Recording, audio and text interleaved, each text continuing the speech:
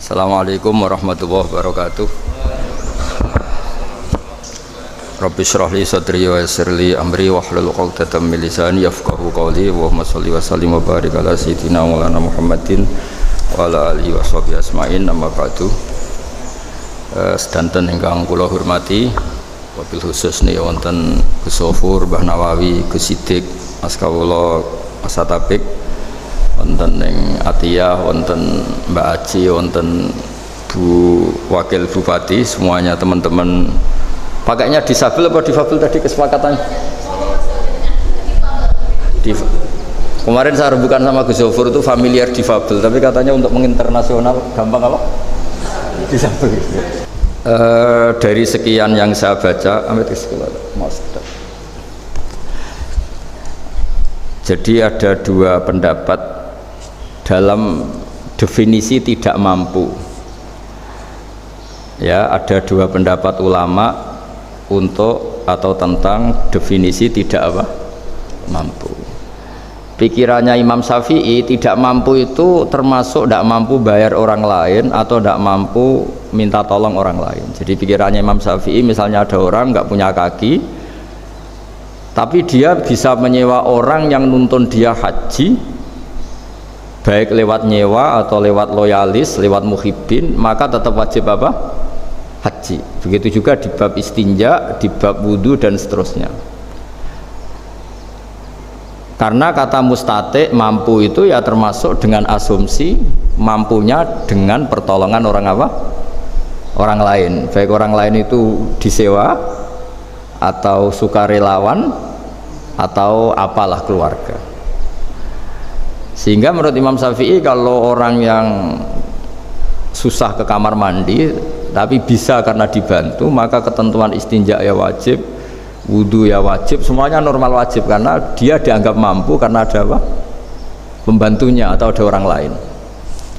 Tapi dalam pikiran Abu Hanifah, pikiran atau kalau dalam bahasa fikih disebut ijtihadnya Abu Hanifah, kata mampu itu asumsinya ya harus dia sendiri yang mampu, ya dia yang melakukan ya.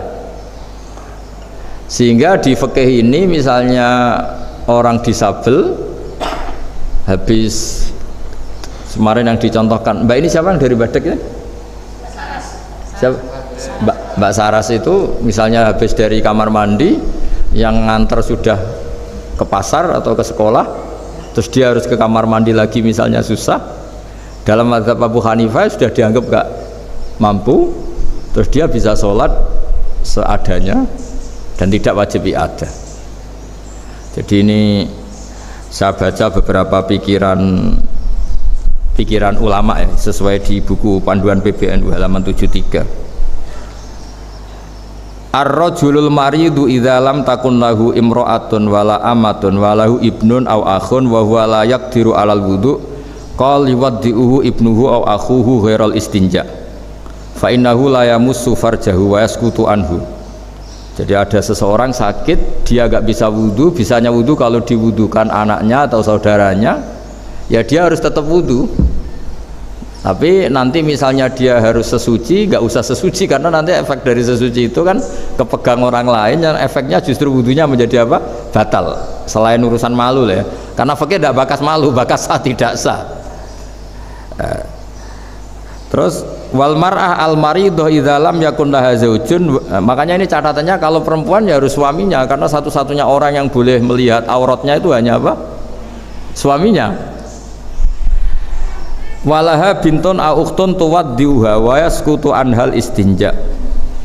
Wala yakhfa anna hadha tafsil yajri fi man sallat yadahu li annahu fi hukmil marid. Begitu juga orang-orang yang tangannya nggak berfungsi misalnya. Nah ini terus anna madzhab Abi Hanifah annal marid idza ajaza anil ima bi ra'si jazalahu tarkus salat sampai fa in syafiya ba'da mudi yaumin fala qada alaih. Intinya ini perdebatan tentang definisi tidak mampu. Ya, saya ulang lagi, definisi tidak mampu. Tidak mampu itu menurut pikiran Abu Hanifah ya tidak dengan asumsi dibantu orang lain, Tapi kalau pikirannya Imam Syafi'i tidak mampu, artinya dengan segala kemungkinan dibantu orang lain pun tidak mampu. Tapi kalau dia orang kaya, mampu menyewa orang yang mudoni atau kiai yang punya loyalis ya, punya muhibbin yang mudoni, itu masih dianggap apa? Mampu. Jadi itu pikiran-pikiran antara Abu Hanifah dan Imam Syafi'i. Jadi nanti begitu seterusnya di fikih-fikih seterusnya.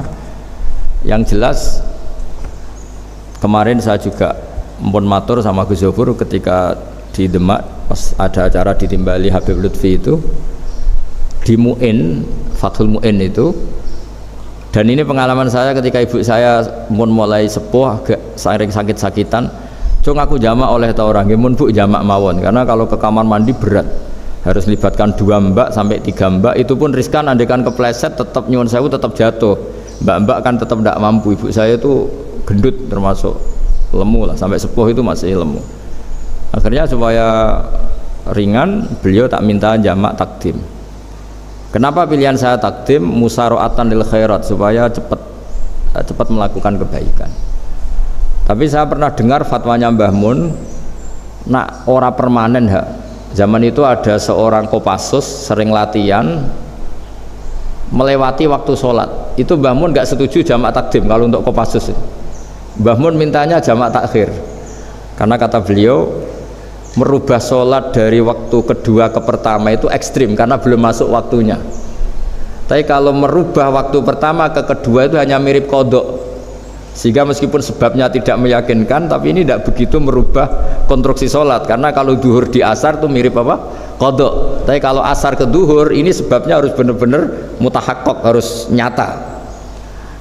Tapi untuk teman-teman yang disabel, karena sebabnya sudah muhakkok, sudah nyata, dan kangelannya juga sudah apa?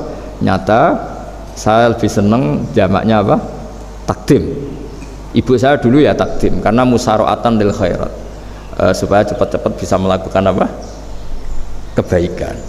Tapi kalau kayak latihan Kopassus, orang-orang yang sehat cuma karena disiplin latihan harus meninggalkan duhur, itu kata Mbah Mun mendingan milih apa? Takhir, karena kalau takhir hanya mirip apa? Kodok. Artinya kalau duhur jadi di waktu asar kan ya mirip kita sholat kodok. Jadi andekan tidak sah secara disiplin jamak takhir, tetap sah sebagai apa? Kodok gitu. Ya jadi monggo mawon nanti teman-teman enaknya gimana, karena secara fakta kan kemarin banyak teman-teman cerita kadang pas mau wudhu lagi yang nganter sudah ke pasar, atau yang nganter sebenarnya kadang ada suaminya pas tukaran, macam-macam lah. Itu juga lebih ekstrim ketimbang ke pasar kan. Ada tapi baru nggak mesra ya Mas Sidik, pernah nggak? Ada, Mas Sidiknya ada tapi sedang tidak mesra, itu kan wujuduhu Pak Adami, ini pelaku ya Pak Haji ya, kalau pas nggak mesra masih mau bantu.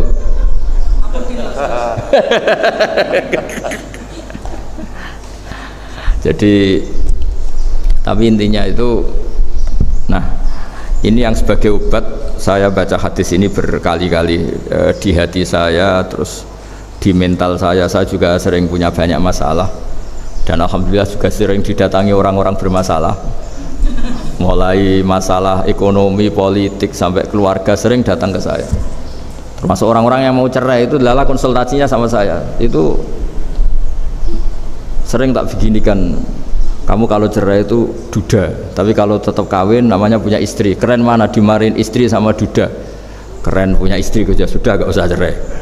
Anggap saja harganya itu ya dimarahin itu. Ini saya bacakan hadis yang insya Allah jadi obat semua kita yang punya banyak masalah. Ini di Ibnu Majah halamannya 631 kalau nomor hadisnya ini, karena ada Gus Sidik ribet tukang protes ini 4321, nanti dicari di kitab ini 4321 nomor hadisnya.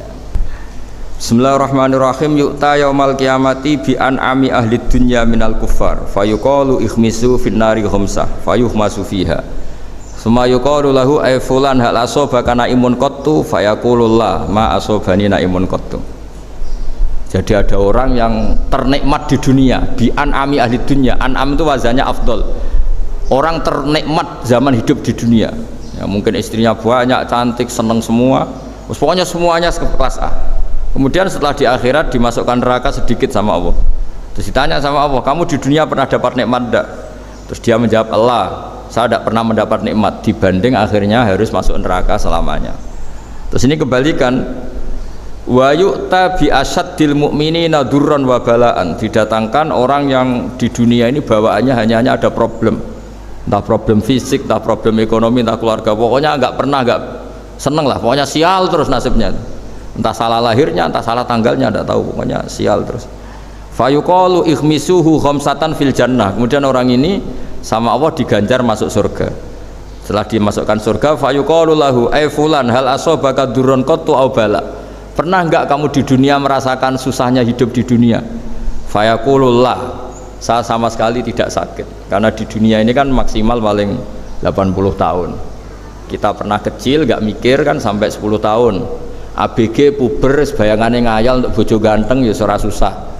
Habis itu nikah ya sudah, seninya ya macam-macam. Ya pokoknya walhasil antara masalah dan nikmat itu masih banyak nikmat. Nanti setelah kita masuk surga itu ditanya sama Allah, pernah gak kamu menderita di dunia? Tidak Gusti, sama sekali. Ma asobani qattu durrun wala balaun. Makanya saya berharap apapun masalah kita di dunia, orientasi kita ini sholat, orientasi kita ini nyari ridhonya Allah, sehingga semua yang kita alami itu menjadi sepele. Makanya saya kemarin matur sama Mbak Atia sama teman-teman disabel, kita kembali ke kiai-kiai dulu. Selalu kalau pidato, terutama nikmati iman dan apa? Islam. Bahwa faktanya kita ini punya nikmat terbesar yang mengalahkan semua nikmat, yaitu iman dan Islam. Meskipun kita dalam berkeluarga mungkin konflik, mungkin suami itu nggak pati bener, istri nggak bener, tetangga nggak bener, macam-macam lah. Sanggup itu sepele semua, karena kita punya nikmat terbaik, yaitu apa? Iman dan Islam. Pokoknya menunggu semua niku mawon. Pokoknya imannya ra oleh pincang, ra oleh kopok. Kok iman ini yang benar, iman itu ini hadis favorit saya ketika saya punya banyak masalah atau dimintai konsultasi oleh orang-orang yang banyak masalah. Itu nanti orang-orang yang paling nikmat di dunia ketika ditanya, karena faktanya nanti masuk neraka, bilang nggak pernah mendapat apa? Nikmat. Sebaliknya orang yang paling sial di dunia ketika akhirnya masuk surga nganggep semuanya itu tidak ada masalah. Selanjutnya Kang Gusufur mau gak usah salam kok tak terus no. Baik guys, guys. Assalamualaikum warahmatullahi wabarakatuh. Bismillahirrahmanirrahim. Alhamdulillahirabbil alamin. Wassalatu wassalamu ala asyrafil anbiya'i wal mursalin Sayyidina wa maulana Muhammadin wa ala alihi wa sahbihi wasallim. Yang terhormat para kiai, para ibu nyai, para aktivis di Fabel atau di Sabel, terima kasih sekali atas undangannya. Gus Bah, terima kasih memberitahu hari ini ada kawan-kawan dari pegiat pemerhati terhadap kenyamanan para difabel ya. Kita semua memang punya kewajiban ya, saya kira ya, untuk membantu, untuk berempati agar dunia lebih adil bagi banyak kalangan, terutama kalangan-kalangan yang memang berkebutuhan khusus. Mencoba untuk mempermudah apa ya, cara untuk beribadah, cara untuk bermasyarakat ya, agar mereka terbantu untuk dapat mengembangkan kemampuan-kemampuannya dengan sangat baik. Ya, saya percaya ya, kalau Al-Qur'annya juga bilangnya wa ma ja'ala 'alaikum fid-dini min haraj. Allah tidak menjadikan agama ini kesulitan. Wa ma ja'ala 'alaikum fid-dini min haraj. Dalam ayat yang lain juga misalnya yuridullahu bikumul yusra wala yuridu bikumul usra. Allah menghendaki kemudahan, tidak menghendaki kesulitan. Rasulullah juga ya yang mudah-mudah gitu ya. Ma khayyara Rasulullah baina amrayni illa ikhtara aisarahuma ma lam yakun itsman. Rasulullah jika disuruh memilih antara dua hal, maka yang dipilih adalah yang paling mudah selama tidak dosa. Kalau dosa, Rasulullah orang yang sangat menjauhi dari dosa, tapi pilihannya adalah yang mudah-mudah. Tadi sudah dicontohkan Gus Baha, ibunya gerah, juga pilihannya ya itu tadi ya, menjamak.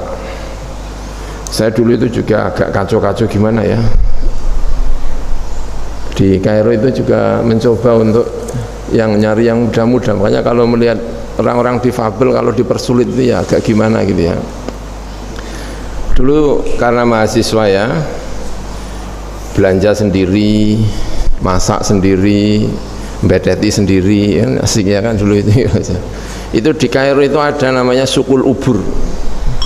Ini Pak Kiai Atabik masih tahu lah. Sukul Ubur itu pasar induknya di Kairo itu namanya Sukul Ubur.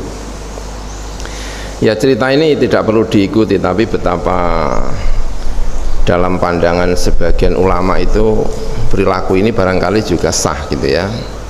Itu padahal orang sehat, bukan orang yang berkebutuhan khusus. Itu Sukul Ubur itu kalau berangkat dari rumah saya, dulu rumah saya itu agak di pojok di Kairo itu perkampungan baru, melewati Ororo itu apa ya, padang pasir ya, Sohrok, jauh. Kalau ke Sukul Ubur itu kalau berangkat pagi sampai sana itu mungkin jam 9 atau apa, terus belanja ikan, belanja macam-macam, nanti pulangnya itu kira-kira sampai rumah itu asar lah. Belanja ikan itu banyak sekali itu ya, lama mahasiswa lah. Itu kasusnya begini Gus Mbak, itu kalau berangkat pulang itu kan sebelum zuhur ya, itu kalau sampai rumah itu mesti wis ngasar Gus. Berangkatnya itu sebelum zuhur, pulangnya ya kalau sampai rumah itu sudah masuk asar ya. Itu kalau di tengah-tengah jalan itu disuruh sholat itu ya agak repot Gus. Maksudnya agak repot itu apa ya, harus turun ke masjid bawa ikan, belanja yang banyak juga badannya itu ya kotor. Itu boleh nggak ya kira-kira dijamak lah, itulah lil hajah gitu maksudnya ya, karena kebutuhan.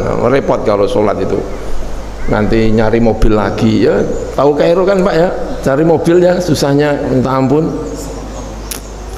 Itu dulu saya punya kawan namanya Royani itu, kalau saya ajak itu seneng, karena saya dulu dengan adik saya itu Gus Wafi itu, kalau diajak Wafi nggak mau jamak, kalau saya mau jamak kali itu. Kalau Gus Wafi garis lurus. Makanya dia itu katanya itu madhabnya Mbah Kufur penak ini katanya. Kata Royani itu. Ya sekaligus menjalankan bagian dari prinsip yang dipegang oleh sebagian ulama. Jadi ya saya kalau pergi ke Sukul Ubur itu ya kadang-kadang atau bahkan sering ya saya nggak tahu itu ya jamak, walaupun masafahnya itu tidak terlalu jauh ya, tapi memang benar-benar lil hajah. Karena dalam satu prinsip itu jangan sampai prinsip agama itu ditinggalkan sama sekali. Jadi kalau misalnya Gus Bah itu terus rembukan sama saya, pripun iki oleh toran jamak ya. Kalau kemarin sudah didilan. Kalau pergi ke Sukul Ubur aja bisa boleh untuk melakukan jamak, masa orang yang berkebutuhan khusus benar-benar butuh, masa tidak boleh melakukan jamak, itu ya rasanya kayak gimana gitu ya. Ada orang yang mantenan ya, ngeriasnya itu jam 11, tapi bisa-bisa selesai ngerias itu sampai ngasar jam 3. Mantenan kan ya hanya sekali itu saja, masa harus kodok kan ya. Tapi kalau misalnya wudhu di tengah jalan ya periasnya ya marah ya, karena kan zuhurnya terus ngulang dari awal. Itu kan juga ada contoh-contoh di mana takbir pendapat sebagian ulama yang mengatakan bahwa jamak lil hajatoh itu tidak dilakukan setiap hari. Dan saya juga berprasangka baik bahwa dzawil ihtiyajat itu juga tidak selamanya kemudian menjamak permanen kan ya, tidak ya. Kalau memang ada waktu untuk melaksanakan fi waktiha ya bagaimanapun termasuk hal yang paling baik dilakukan di dunia ini kan as-sholatu fi waktiha khairu amalil mu'min, atau apa itu hadisnya itu kan as-sholatu fi waktiha, sholat di dalam waktunya. Fatwa-fatwa yang berkembang di Timur Tengah, karena ada contoh begini, dulu itu ceritanya ada Sayyidah Aisyah, ini cerita yang sering disampaikan oleh fatwa-fatwa, juga disampaikan oleh guru-guru saya di Al-Azhar ya, ketika dimintai fatwa berkenaan dengan difabel. Itu ada Sayyidah Aisyah itu pinjam kalung ya, pinjam kalungnya saudarinya namanya Asma, dipakai oleh Sayyidah Aisyah, lalu hilang di tengah dibuat jalan hilang. Lapor kepada Rasulullah, Rasulullah minta untuk mencari ya. Yang diperintah itu namanya Usaid bin Khudair. Usaid bin Khudair itu orang-orang yang luar biasa. Pernah Usaid bin Khudair itu malam-malam berjalan tanpa ada lampu, itu jalannya itu terang benderang, sehingga dalam buku-buku tentang biografi para sahabat, Usaid bin Khudair itu dimasukkan bagian dari sahabat yang memiliki keramat, karena berjalan di malam hari dia tanpa ada lampu itu bisa terterang.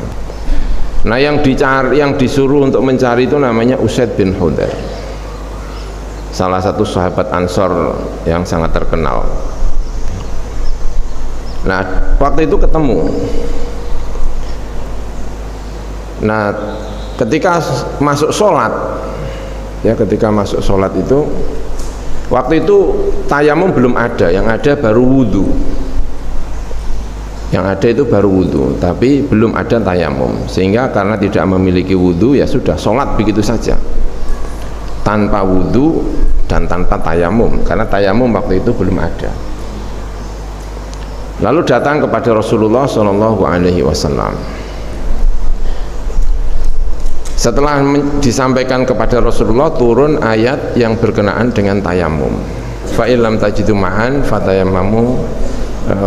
fatayammamu sa'idan tahura ila akhirih. Nah dalam peristiwa itu Rasulullah tidak ada perintah sama sekali untuk mengulangi sholat kepada Usaid bin Khudair. Artinya dia sholat itu tanpa ada sesuci sama sekali, tanpa wudhu, dan dia sholat tidak diperintahkan Rasulullah untuk mengulangi, sehingga sebagian ulama lalu berkesimpulan bahwa orang yang sholat tanpa wudhu itu jika memang keadaannya seperti itu tidak perlu mengulangi sholatnya. Tentu itu berbeda dengan madhab al-Imam Asy-Syafi'i dalam hal faqidut tahurain, wajib mengulang. Ada salah satu madhab diantaranya disampaikan riwayatun an Imami Malik, bahkan mengatakan tidak wajib sholat, jadi tidak perlu sholat dan tidak wajib qadha, tapi itu terlalu ekstrim. Ada madhabnya Abu Hanifah misalnya yang saya baca ya, Madhabnya adalah ya tidak wajib sholat, ya nanti aja qadha. Nah, dalam hal ini misalnya, saya kira kasus ini berulang-ulang dalam kasus difabel, zuhur, atau kalau zuhur barangkali dia masih bisa berikhtiar untuk ya sudahlah, karena zuhur saya kesulitan akan saya jamak di waktu asar, masih ada kemungkinan seperti itu ya. Tapi kasusnya misalnya adalah subuh, bangun tidur nggak ada yang nemanin, mau ke jeding yang nggak bisa, mau tayamum juga tidak bisa. Apa yang harus dilakukan? Kalau menurut mazhab Imam Syafi'i jelas ya, itu faqidut tahuran itu adalah ya dia harus sholat, tapi sholatnya namanya lihurmatul waqti, tapi dia akan punya kewajiban menjalankan sholat. Nah, pendapat ini dalam fatwa-fatwa, termasuk fatwa guru-guru saya di Al-Azhar itu kayaknya itu kurang dipakai. Yang dipakai adalah riwayatnya Usaid bin Hudayr, di mana Usaid bin Hudayr itu sholat tanpa wudhu, tidak diperintahkan oleh Rasulullah untuk mengulang. Setuju toh? Ya, gitu. Itu riwayat Usaid bin Hudayr. Tapi nanti itu artinya, jadi kalau misalnya subuh itu kemudian bangun tidur tidak menemukan siapapun, dan itu saya kira kasus ini akan berulang-ulang seperti orang yang berada di rumah sakit dan lain sebagainya. Itu ya menurut pendapat ini, dan itu ya yang saya pahami dari fatwa guru saya itu ya dia ya sholat saja tanpa harus mengulangi. Jadi prinsipnya adalah seseorang yang telah melakukan kewajiban sebagaimana yang dia mampu, maka dia telah membebaskan diri dari tuntutan agama. Ini kaidah-kaidah seperti ini itu menjadi kaidah yang sangat umum. Jadi seseorang yang telah menjalankan perintah agama sesuai dengan kemampuannya, maka dia telah membebaskan diri dari tuntutan agama. Itu bisa terjadi misalnya seorang yang difabel, baik karena sakit atau karena apa ya, karena memang diciptakan Allah begitu ya, lalu tidak menemukan orang yang menyucikan dirinya, lalu tidak ini dan lain sebagainya, sehingga selain faqidut tahuran itu masih plus bajunya najis. Dan itu menurut saya kok mungkin sekali, dan itu banyak terjadi terutama dari kalangan-kalangan yang memang secara madhab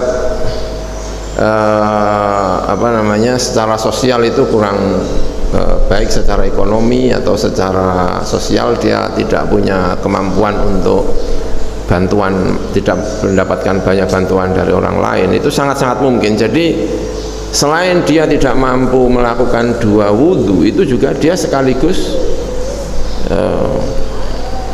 baju pakaian yang dipakai itu najis. Itu mungkin saja.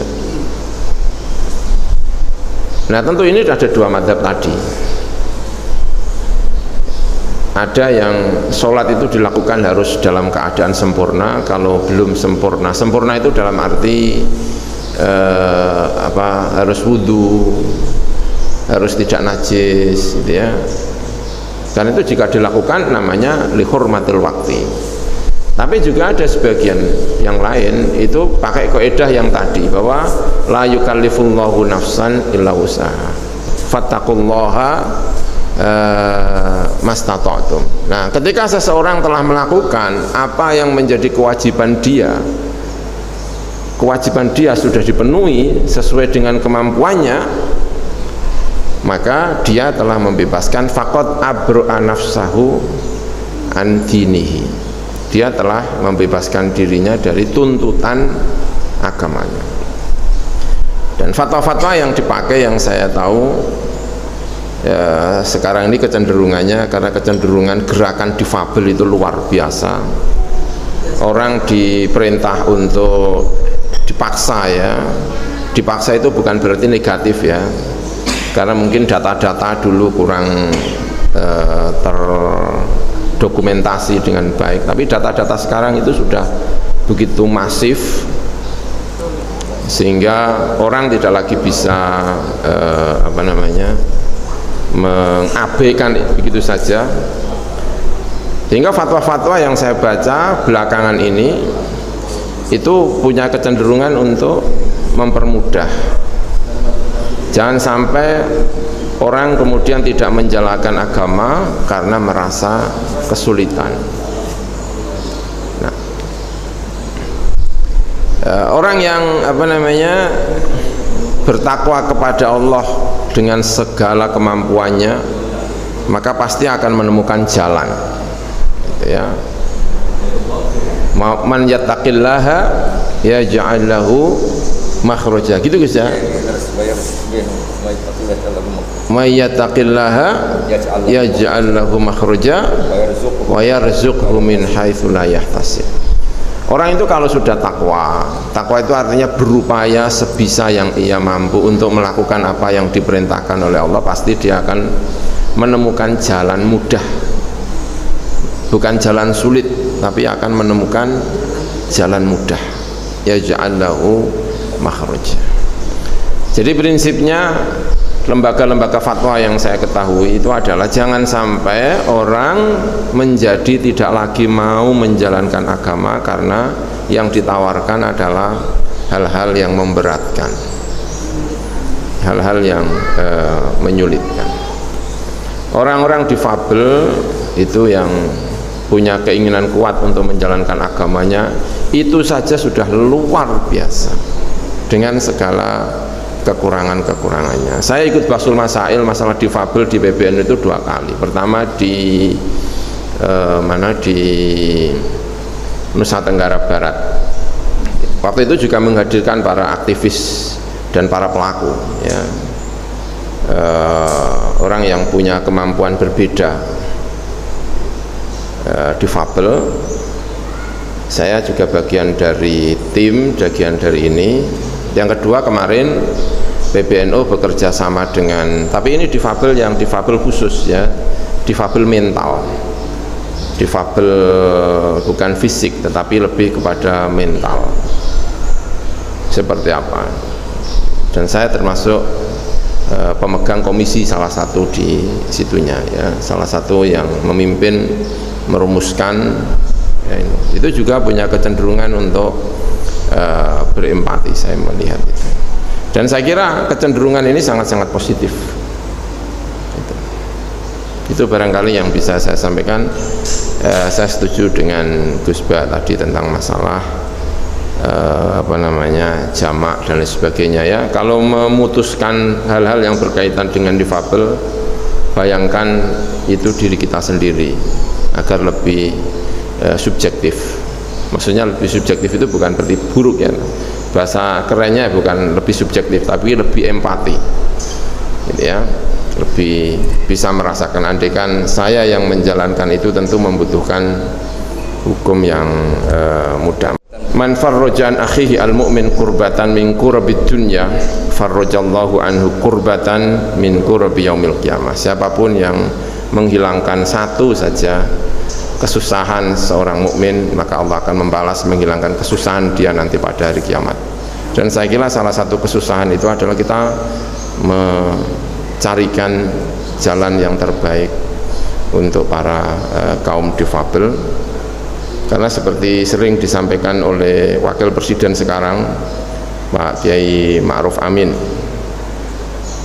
selalu menyampaikan al-fiqhu al-hallu. Fikih itu adalah mencari solusi, bukan memberi sebentuk beban. Al-fiqhu huwa al-hal. Fikih itu salah satu tugas utamanya adalah mencari solusi. Itu saya kira. Terima kasih. Mohon maaf atas segala kekurangan. Wassalamualaikum warahmatullahi wabarakatuh.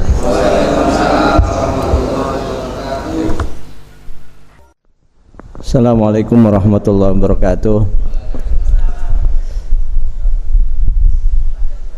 Yang saya hormati para kiai, para alim, Gus Baha, Gus Ghafur, Gus Sidik, dan para kiai yang lainnya. Ada Teh Haji, Mbak Tia, Bu Wakil Bupati, Bu Duroh dan yang lainnya, dan kawan-kawan difabel yang lainnya. Alhamdulillah kita hari ini tadi sudah mendapatkan pencerahan dari dua kiai kita, Gus Bahak dan Gus Ghafur. Jadi ini adalah kesempatan yang luar biasa bagi kita semuanya, kawan-kawan difabel yang selama ini lihat Gus Bahak itu melalui YouTube. Sekarang ini langsung ketemu, ini kenikmatan yang luar biasa besar, harus disyukuri. Cara mensyukurinya ya melalui pertanyaan-pertanyaan ini, biar selama ini ada masalah dalam kehidupannya, dalam beribadah bisa terjawab tuntas. Silakan. Assalamualaikum warahmatullahi wabarakatuh. Nih langsung mawon to the point. Saya penjual Al-Quran ya. Nah pas jual itu mesti kan kedemek. Ini unda-undu kepleset malah totalan Pak Gus nggih. Gregetan kula mboten wundu. Tanggep awes apa iku dimakfu mboten. Terima kasih. Wassalamualaikum warahmatullahi wabarakatuh. Ya, terima kasih. Bismillahirrahmanirrahim. Jualan Quran ya Mas Wahib ya. Ya kalau jualan Quran dan sampean susah wudu ya ngikuti pendapat, karena itu darurat. Ya pas jualan saja ada usah wudu, tapi niati tarokhus biru khosilahnya. Tarokhus itu kamu merasa wajib, ya merasa risih, tapi karena kondisi tertentu harus seperti itu. Karena teman-teman saya yang kerja di percetakan mushaf juga, wah kalau saya wudhu terus malah dimarahin sama majikannya, karena kalau wudhu kan basah, nanti megang lempirannya malah gampang apa? Sobek. Jadi tapi tetap dengan cara berpikir natarokhusu biru khosillah, bahwa kita seperti ini nyari kemurahan Allah, bukan lalu menjadi madhab baru boleh memegang Quran tanpa apa?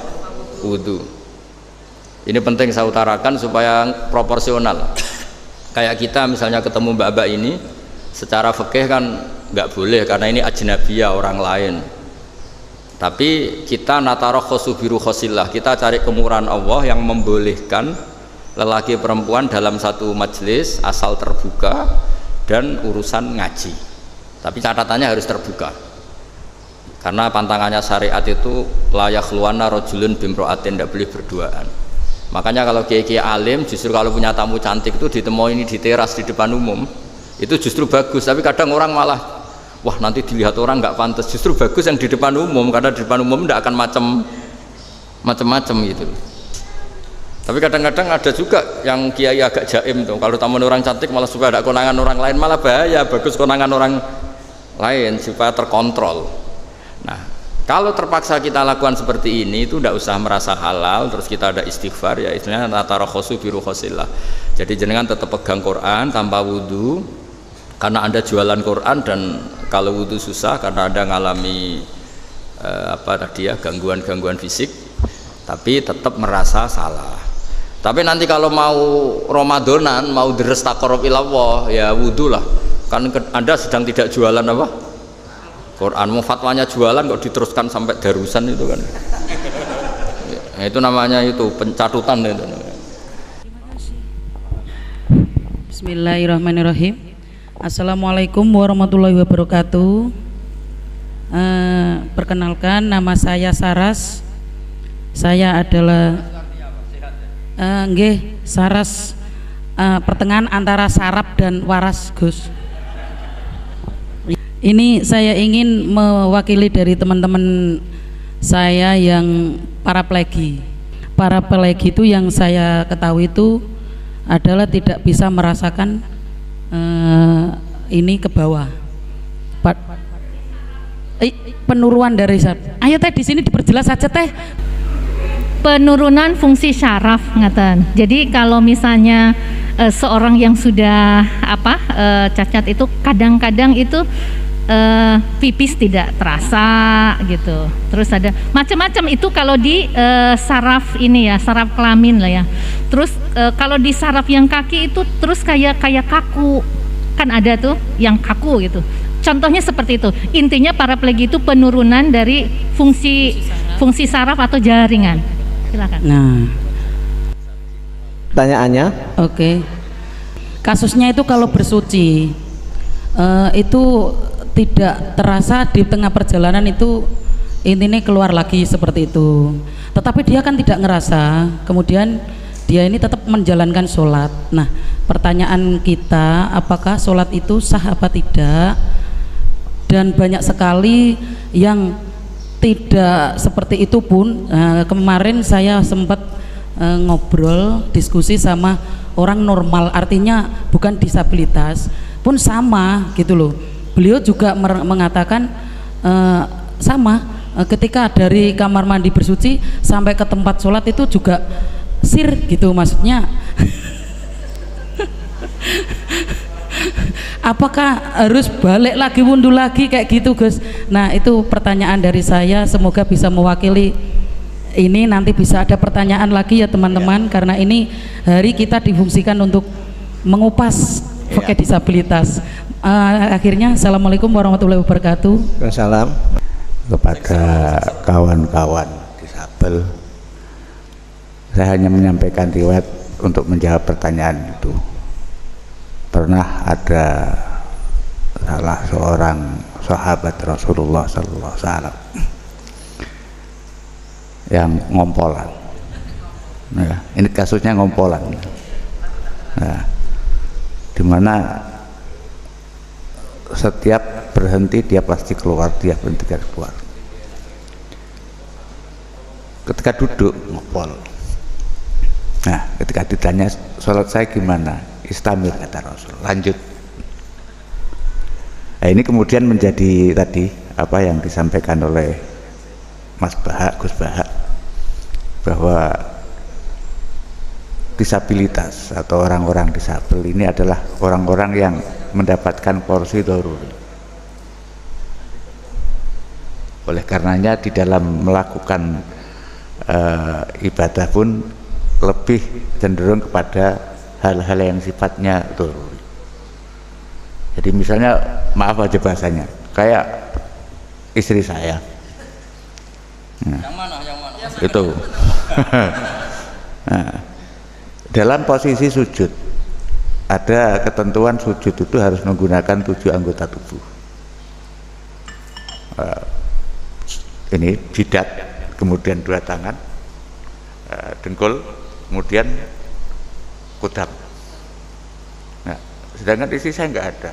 Apakah kemudian ketidakadaan kedua tangan itu menjadikan sholatnya tidak sah? Tidak, tetap sah.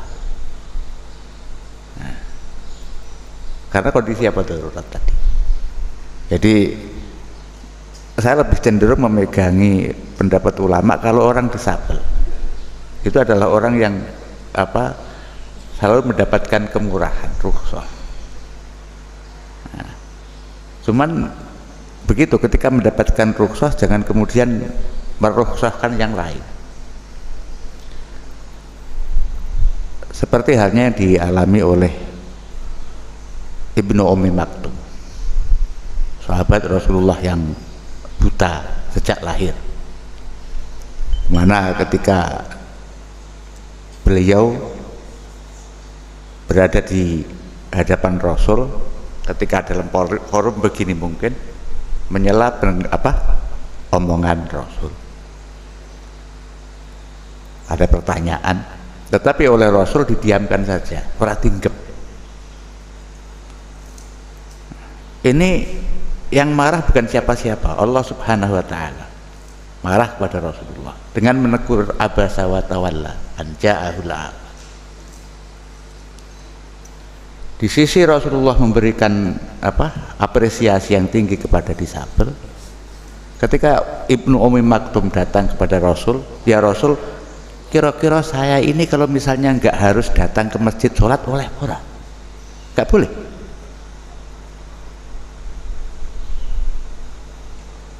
Artinya semangat beribadah itu harus tetap ditumbuhkan, kendati pun dalam suasana, dalam situasi keterbatasan. Nah, jadi kalau menggunakan pendapat Syafi'i tadi, kalau Anda masih membutuhkan orang lain dan orang lain itu ada, maka Anda termasuk qadir, orang yang mampu. Tetapi kalau Hanifah menyatakan kalau membutuhkan orang lain itu dianggap ghairu qadir. Itu yang bisa saya sampaikan. Nah, kurang lebihnya mohon maaf. Assalamualaikum warahmatullahi wabarakatuh. Saya mau tanya gini, Gus. Hidup itu adil atau enggak ya, Gus? Soalnya ada orang, ini cerita sedikit ya. Ada orang usaha berjuang hasil dari dirinya sendiri, dan ada yang cara dengan menipu, dengan menyingkirkan, menghasilkan itu. Maksudnya gini, Gus, ada orang yang sholat, yang ngaji, tapi ekonominya susah, keluarga sakit-sakit. Ya yang satunya lagi yang nggak sholat, yang nggak jumatan, tapi ekonomi lancar, keluarga bahagia. Jadi pertanyaanku gini, Gus, yang ada yang nggak sholat, yang nggak itu kok di kehidupannya kok lancar, bahagia gitu, Gus. Ya, terima kasih. Ya, terima kasih, Mas. Diulangi lagi namanya ya, biar yang lain mendengarkan. Dimas. Dimas ya. Asalnya tadi dari mana? Ketanggi. Ketanggi. Ya. Tanggi Lembang. Ya, terima kasih atas pertanyaannya. Anda ditakdir sholat ya, tapi misalnya secara materi miskin, yang nggak sholat, kaya, istrinya cantik, nggak cerewet, itu jangan anggap ini lebih punya nikmat ketimbang Anda, karena hakikat nikmat sejati itu yang ditakdir sholat. Jadi harus Anda mulai berpikir bahwa apapun nikmatnya orang nggak sholat, nikmatnya orang nggak puasa, itu bukan nikmat sejati. Nikmat sejati ya saat kita dianugerahi Allah bisa sholat. Jadi zaman harus berpikir gitu, sehingga tidak pernah kepikiran mereka lebih keren ketimbang kita, keren kita. Maka diantara kenapa keluarga kami banyak yang hafal Quran itu kan dulu mulai kecil saya diajarin man utiyal Qur'ana faro'a anna ghairahu utiya afdhala minhu faqad istasghara ma'adzamahu. Jadi orang kita Islam, kita mukmin pasti semuanya dianugerahi iman, dianugerahi Islam, dianugerahi Quran. Kemudian Quran yang super ini kalamullah itu mestinya hal yang super kita dapat. Kemudian melihat orang lain yang dikasih uang 100 juta, punya jabatan, tapi dia tidak ngerti Quran, nggak ngerti iman. Kok kamu nganggap ini lebih keren? Berarti kamu menyepelekan sesuatu yang menurut Allah itu agung. Jadi intinya kita jauh lebih keren, Pak. Jadi jenengan harus, itu kan menyangkut olah pikir ya, olah pikir. Jadi andai kan semut itu berpikir rezekinya itu deket-deket saja karena fisiknya yang seperti itu, maka dia akan nikmati. Melihat burung itu nggak enak gara-gara bisa terbang, kalau nyari rezeki harus jauh karena bisa terbang. Tapi kalau semut cara berpikir, andai kan saya bisa terbang maka bisa nyari rezeki ke Jakarta. Ngapain kalau di Naruan bisa harus ke Jakarta? Jadi intinya itu berlatihlah berpikir ketika Anda ditakdir sholat, itu yakinilah itu nikmat terbesar dibanding yang mapan tapi tidak sholat. Itu tanamkan. Nggih Mas Dimas nggih. Pokoknya yakinlah bahwa nikmat dikasih sholat itu jauh dibanding yang tidak sholat meskipun bergelimang harta. Assalamualaikum warahmatullahi wabarakatuh. Nama saya Siti Alfiyah Sangkeng Al-Aziz. Niki badhe tanglet kan air di pondok kan tinggal sedikit, tidak ada 2 kolah, paling 1 kilan. Nah terus keran mati. Kang sing niku sing bagian ngekake sajone niku kan mboten wonten. Lah terus sing air niku badhe diagem wudu niku pripun hukume? Namanya siapa? Siti Alfiyah. Panggil Alfiyah. Jadi begini ya, kalau kan sampean pakai fikih Syafi'i ya, yang harus 2 kolah itu. 2 kolah ukurannya segini 1/4. Jadi kalau bentuk 1/4 segini itu namanya apa? 2 kolah. Itu ada madhab yang lain di luar madhab Syafi'i, juga ada internal dalam madhab Syafi'i yang berpendapat Wa anzalna minas sama'i ma'an tahura, itu tahuran itu wazannya fa'ul. Fa'ul itu kalau artinya itu bisa diulang-ulang pakai mensucikan. Jadi kalau dalam bahasa Arab kan ghafir itu mengampuni, kalau sering mengampuni disebut ghafur, sering mengampuni. Syakir itu bersyukur, kalau sering bersyukur disebut syakur. Nah, air itu diredaksikan Allah itu tahur. Tahur itu berarti bisa berulang-ulang dipakai apa? Mensucikan. Itu dalam madzhab yang lain meskipun tidak dua kula, asal posisi air itu suci, tetap nggak apa-apa dipakai aja. Yang netes-netesnya juga sama, dalam madzhab yang lain asal tetesan itu tidak berupa najis yang sampai merubah jadi bentuk apa? Najis, itu tidak sampai najis. Jadi dalam madzhab selain Syafi'i, air yang sebelum dua kula kena najis itu tetap tidak najis asal tidak sampai mencolok apa? Rubah. Misalnya satu timba kena air kencing segini kan kira-kira warnanya tetap apa? Air. Kecuali kena kencing onta yang 1 liter itu yang dijual itu, nah itu kan nanti warnanya sudah warna kencing. Ya jadi ya sudah di tadi. Ya. Gimana? Lah ya sama di mustakmal juga sama nanti efeknya kan ketika mandi nyeblok lagi di situ toh. Ya sama. Jadi ketika Anda mandi efek dari itu kan turun lagi di situ, jatuh. Itu banyak ulama yang mengatakan tidak perlu divonis mustakmal, apalagi bagi teman-teman disabel, karena fungsi airnya ya dikatakan mustakmal itu kan artinya satu air, satu kegunaan untuk mensucikan. Tapi ada ulama yang mengatakan tahuran itu satu air bisa berkali-kali mensucikan. Tapi ya ini saya mohon ini untuk teman-teman yang berkebutuhan khusus lah. Kalau yang waras-waras ya ganti jeding neng kali, misalnya waras yang biasa bal-balan bareng jedingnya kosong moro kali sekitar 200 meter gak gelem ya kebangetan gitu. Jadi ini kan kondisi khusus. Assalamualaikum warahmatullahi wabarakatuh. Perkenalkan, nama saya Rudi Yulianta. Kami ingin bertanya, yang saya ukur dari nanti ngaji. Nah ini ngeten, setiap kulon itu pas badhe ngasar kita mandi toh. Lah mandi niku niatnya habis mandi niku kali wudu niku lewangsal. Wudu mawon, wudu badhe mandi, wudu mandi. Karena di mandi itu kan potensi megang sesuatu yang membatalkan apa? Wudu.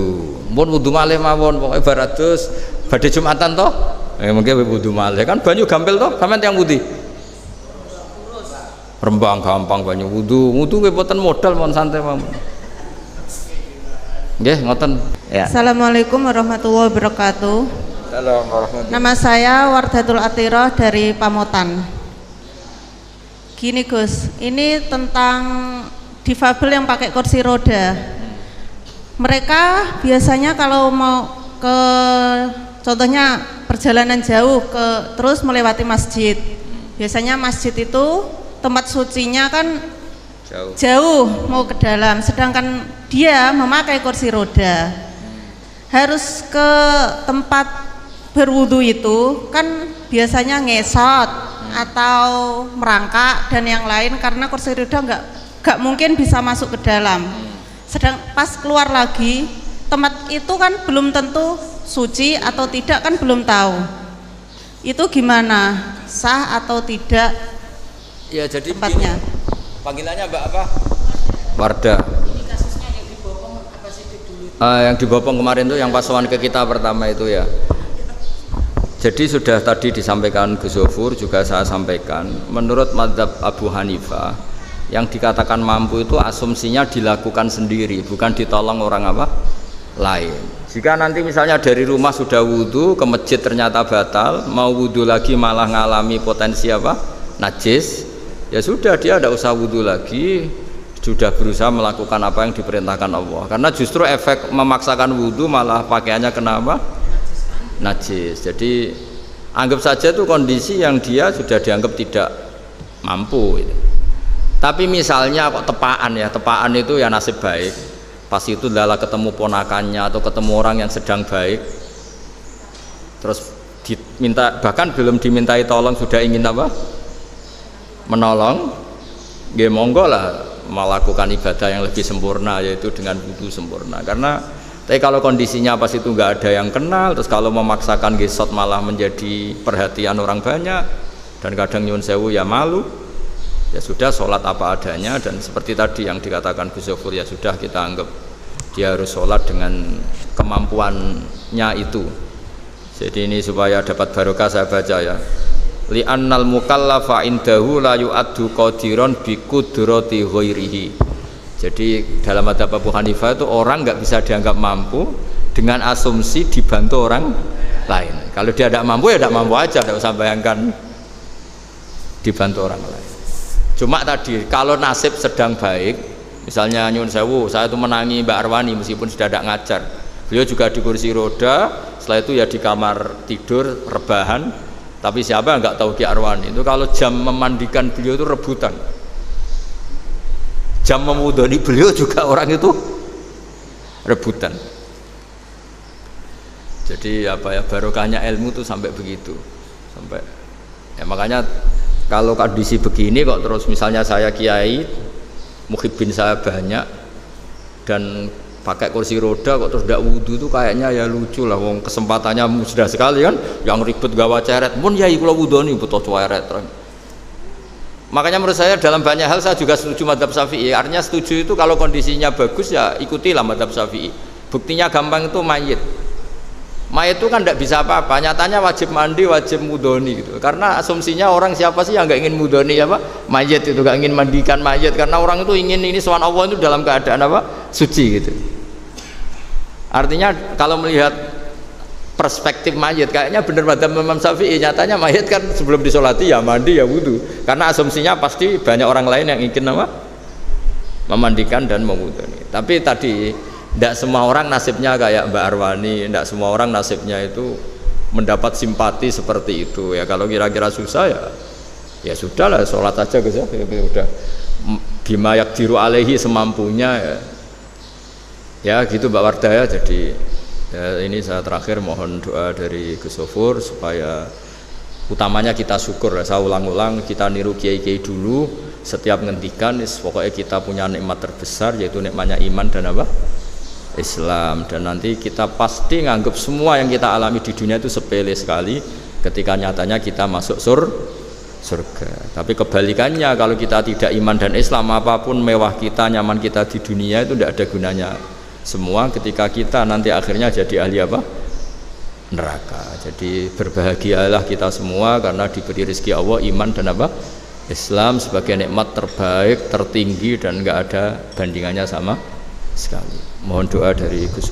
Baik, terima kasih ya, terima kasih sekali. Sebelumnya saya ingin mengucapkan terima kasih yang sebesar-besarnya. Selama saya sekolah di Mesir itu saya punya guru yang juga difabel ya, tidak mampu melihat. 2 tahun saya secara intensif itu ngaji sama beliau. Ya memang setiap minggu 2 kali apa itu intensif ngaji memang sama orang buta asli, bukan kok buta, memang asli buta. Itu orangnya pinter sekali itu. Pinter sekali orangnya, tapi ya buta memang. Kalau ngarang kitab itu saya pernah bersama beliau itu di perpustakaan itu, tolong ambilkan kitab itu halaman sekian, catat mulai kalimat ini sampai kalimat ini, itu apa? Itu orang buta itu. Nah yang menakjubkan itu bagi kami santri-santrinya itu, kami bikin rasan-rasan itu katanya istrinya 3. Jadi siapa ini tadi yang ini pesimis sama tadi itu Sa'roni ya, Masya Allah. Itu guru saya itu katanya itu istrinya 3 like. Kamu orang sehat istrinya 1 like. Ya Allah, itu luar biasa, Masya Allah. Doa mustajabnya untuk itu mungkin kesejahteraan doa mustajab. Jadi nggak perlu pesimis lah ya, pokoknya itu dijalankan ya, semoga baik-baik saja ya. Mungkin di posisi yang ini berbeda gitu aja itu ya, sama dengan tadi itu ya. Yang tanya-tanya itu mungkin posisinya aja yang berbeda itu. Baik. Bismillahirrahmanirrahim. Al-Fatihah. A'udzu billahi minasyaitonir rajim. Bismillahirrahmanirrahim. Alhamdulillahirabbil alamin arrahmanir rahim maliki yaumiddin. Iyyaka na'budu wa iyyaka nasta'in ihdinas siratal mustaqim siratal ladzina an'amta 'alaihim ghairil maghdubi 'alaihim waladdallin. Amin. Bismillahirrahmanirrahim. Allahumma lakal hamdu ala hidayatika wa taufiqik wa lakal syukru ala ni'amika as-sabighah wa alaika adh-dhahirah wal batinah. Allahumma la nahsi thana'an alaik anta kama athnayta ala nafsik falakal hamdu wa lakal syukru hatta tarda. Allahumma salli ala nuril anwar wa sirril asrar wa tiryaqil aghyar miftahi babil yasar sayyidina wa maulana Muhammadin al-mukhtar wa alihi al-athhar wa ashabil akhyar adada ni'amillahi wa afdalih. Allahumma inna nas'aluka an taj'ala hadzal ijtima' ijtima'an mubaraka wa tafarruqana min ba'dihi tafarruqan ma'suma. Allahumma 'allimna ma yanfa'una wa anfa'na bima 'allamtana. Arinal haqqa haqqan warzuqna ittiba'ah wa arinal batila batila warzuqna ijtinabah. Habib ilaina ya rabbana al-iman wa zayyinhu fi qulubina wa karrih ilaina al-kufra wal fusuqa wal isyan. Allahumma alhimna rushdana. Allahumma arzuqna imanan kamila wa yaqinan sadiqa. Allahumma arzuqna iman